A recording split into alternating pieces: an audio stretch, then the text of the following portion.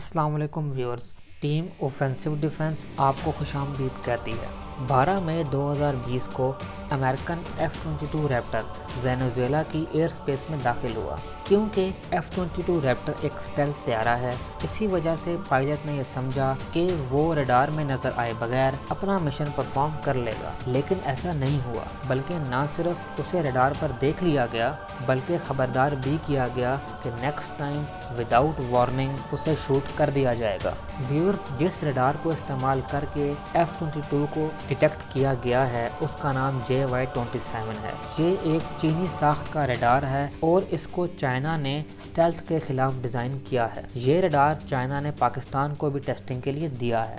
Viewers, یہ واقعہ international experts کے مطابق ایویشن انڈسٹری کا ایک بہت بڑا واقعہ ہے جو کئی لحاظ سے بہت اہم بھی ہے۔ ڈیولپنگ کنٹریز میں کئی ملک سٹیلتھ ٹیکنالوجی پر یہ سوچ کر کام کر رہے ہیں کہ وہ ریڈار پر نظر نہیں آتی۔ ویورز، آپ کو پتا ہے کہ پاکستان بھی عزم کے نام سے 5th جنریشن سٹیلتھ ایئر کرافٹ پر کام کر رہا ہے، لیکن یہ واقعہ سٹیلتھ کے لیے ایک بہت بڑا سیٹ بیک بھی ہے۔ ویورز، آج کے پوڈ کاسٹ میں ہم سٹیلتھ کے حوالے سے بات کریں گے کہ سٹیلتھ کا مطلب کیا ہے، سٹیلتھ کسے کہتے ہیں، اس کی ہسٹری کیا ہے، سب سے پہلے سٹیلتھ پر کس نے کام کیا، اور اس سے پہلے کون کون سے ایسے واقعات ہو چکے ہیں جس میں سٹیلتھ طیارہ یا تو ڈیٹیکٹ ہو گیا ہو یا اسے شوٹ کر دیا گیا ہو۔ اس کے علاوہ کون کون سے ملک سٹیلتھ کے خلاف ریڈار ٹیکنالوجی پر کام کر رہے ہیں اور سٹیلتھ کا فیوچر کیا ہے۔ تو چلیے شروع کرتے ہیں۔ بات کرتے ہیں سٹیلتھ کی۔ سٹیلتھ ایئر کرافٹ سے مراد ہے وہ طیارہ جو ریڈار پر نظر نہ آئے۔ ایسے طیارے سے ریڈار ویو ٹکرانے کے بعد کسی اور سمت میں ریفلیکٹ ہو جاتی، واپس ریڈار پر نہیں جاتی، اسی وجہ سے ریڈار ایسے طیارے کو نہیں دیکھ پاتا۔ ویورز، اس دور میں 5 سٹیلتھ طیارے آپریشنل ہیں، جس میں امریکہ کے F-22 Raptor, F-35 Lightning II اور B-2 اسپرٹ ہیں، رشیا کا Su-57 اور چائنا کا J-20 سٹیلتھ طیارہ ہے۔ اس کے علاوہ ویورز، سٹیلتھ طیارے پر ریڈار ایبزاربنٹ میٹیریل لگایا جاتا ہے، یعنی ایسا میٹیریل جو ریڈار ویو کو ایبزارب کر لے، واپس ریفلیکٹ نہ کرے۔ یہ 2 طریقے ہیں جن سے سٹیلتھ طیارہ بنایا جاتا ہے، لیکن پہلا طریقہ زیادہ بڑے پیمانے پر استعمال ہوتا ہے، دوسرا طریقہ اتنا افیکٹو نہیں ہے۔ اب بات کرتے ہیں سٹیلتھ ایئر کرافٹ کی قیمت کی۔ سٹیلتھ ایئر کرافٹ عام طیاروں کی بنسبت بہت زیادہ مہنگے ہوتے ہیں۔ F-22 ریپٹر ہی کو لے لیجئے۔ F-22 ریپٹر کی قیمت 2009 کے حساب سے $150 ملین ہے۔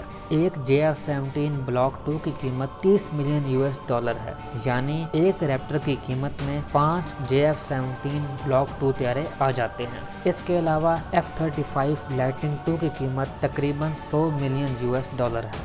چائنا، رشیا اور امریکہ کے علاوہ کئی ملک سٹیلتھ طیارے پر کام کر رہے ہیں، جس میں Germany, Japan, Bharat, Pakistan, Spain, France, برطانیہ کی، تائیوان، جنوبی کوریا اور بھی کئی ملک شامل ہیں۔ پاکستان عزم کے نام سے سٹیلتھ طیارے پر کام کر رہا ہے، جس کا موک اپ ڈیزائن سامنے آ چکا ہے۔ ویورز، آگے بڑھتے ہیں، بات کرتے ہیں سٹیلتھ ٹیکنالوجی کی ہسٹری کی۔ یہ سمجھا جاتا ہے کہ سٹیلتھ پر سب سے پہلے کام امریکہ میں کیا گیا، کیونکہ امریکہ نے دنیا کا سب سے پہلا آپریشنل سٹیلتھ ایئر کرافٹ SR-71 بنایا تھا۔ لیکن آپ کو یہ جان کر حیرانی ہوگی کہ سٹیلتھ پر ریسرچ ورک امریکہ میں نہیں کیا گیا، بلکہ اس پر تمام تحقیق سوویت یونین میں کی گئی تھی۔ 1960 کی دہائی میں ایک سوویت میتھمیٹیشین نے ایسی سرفیس پر کام کیا جس سے ریڈار ویو ٹکرانے کے بعد کسی اور اینگل پر ریفلیکٹ ہو جاتی ہے۔ اس میتھمیٹیشین کا نام پیٹر یومٹسو تھا۔ ویورز، آپ گوگل بھی کر سکتے ہیں، ویکیپیڈیا پر اس کے بارے میں پورا آرٹیکل بھی موجود ہے۔ سوویت ایکسپرٹس نے اس ریسرچ ورک کو اتنا فائدہ مند نہیں سمجھا، کیونکہ ان کے خیال میں مستقبل میں ایسے ریڈار بن جائیں گے جو سٹیلتھ ایئر کرافٹ کو دیکھ لیں گے۔ اس میتھمیٹیشین کو اپنی ریسرچ انٹرنیشنل لیول پر پبلش کرنے کی اجازت مل گئی۔ جب یہ ریسرچ پبلش ہوئی تو لاک ہیڈ مارٹن جو کہ ایک امریکن کمپنی ہے اس میں بیٹھے انجینئرز نے اس ریسرچ ورک سے بہت فائدہ اٹھایا اور اسی ریسرچ کو سامنے رکھتے ہوئے F-117 اسٹیلتھ ایئر کرافٹ بنایا جو بعد میں امریکن ایئر فورس میں استعمال بھی کیا گیا۔ ویورز یہ بہت انٹرسٹنگ ہے کہ پہلا اسٹیلتھ ایئر کرافٹ امریکہ میں بنایا گیا، لیکن جس تحقیق سے مدد لی گئی وہ تحقیق ساری کی ساری سوویت یونین میں کی گئی۔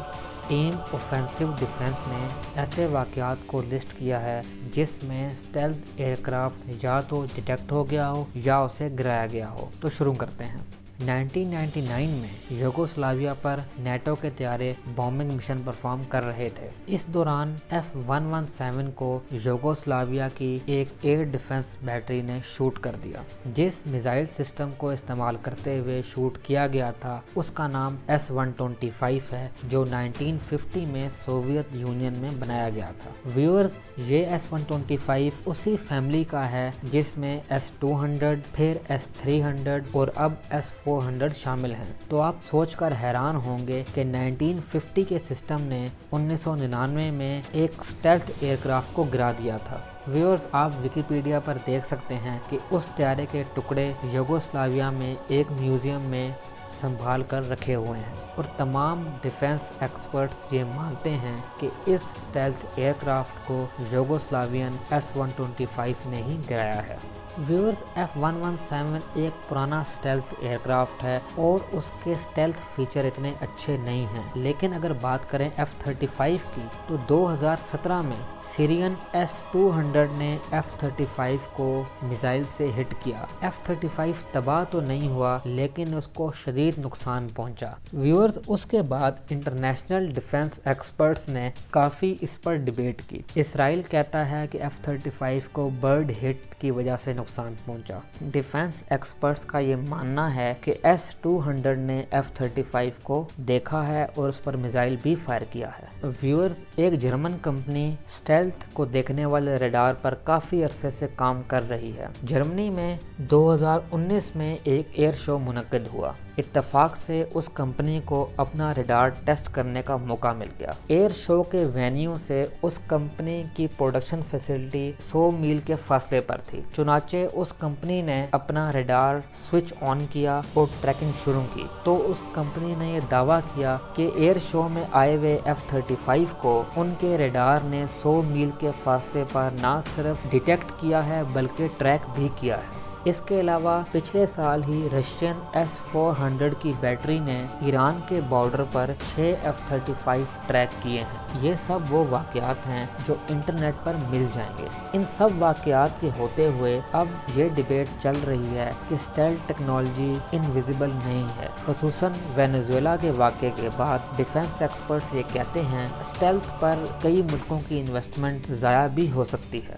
یہ سب وہ واقعات تھے جس میں اسٹیلتھ ایئر کرافٹ کمپرومائز ہوا ہے۔ ویورز اب بات کرتے ہیں ان ملکوں کی جو اسٹیلتھ ایئر کرافٹ کو دیکھنے والے ریڈار پر کام کر رہے ہیں۔ ہم نے بات کی جرمنی کی۔ جرمنی کے علاوہ جو ملک خصوصاً اس ٹیکنالوجی پر کام کر رہے ہیں اس میں چین اور روس شامل ہیں۔ چائنا نے تو اپنا اینٹی اسٹیلتھ ریڈار ٹیسٹنگ کے لیے وینزویلا کو بھی دیا جس نے F-22 کو دیکھا اور پاکستان کو بھی دے چکا ہے۔ اس ریڈار پر مزید امپرومنٹ بھی کی جا رہی ہے۔ رشیا نے حال ہی میں کوانٹم ریڈار پر کام کرنا شروع کیا ہے۔ رشین ڈیفنس ایکسپرٹس یہ کہتے ہیں کہ کوانٹم ریڈار کی ٹیکنالوجی اسٹیلتھ ایئر کرافٹ کو زیرو کر دے گی، یعنی اسٹیلتھ ایئر کرافٹ بھی ایک عام ایئر کرافٹ ہی کی طرح ہو جائے گا۔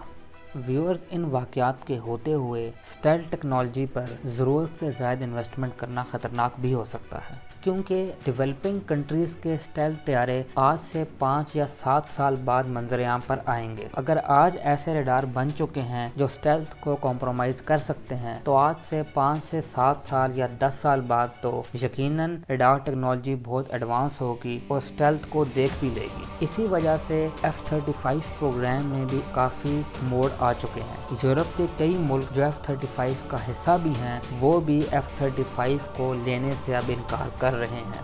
اسی وجہ سے پاکستان کو بھی عزم پروجیکٹ پر یہ سب باتیں سامنے رکھتے ہوئے کام کرنا چاہیے، کہیں ایسا نہ ہو کہ جب تک عزم پروجیکٹ کا فائنل ایئر کرافٹ منظر عام پر آئے تب تک اسٹیلتھ بیکار ہو چکا ہو۔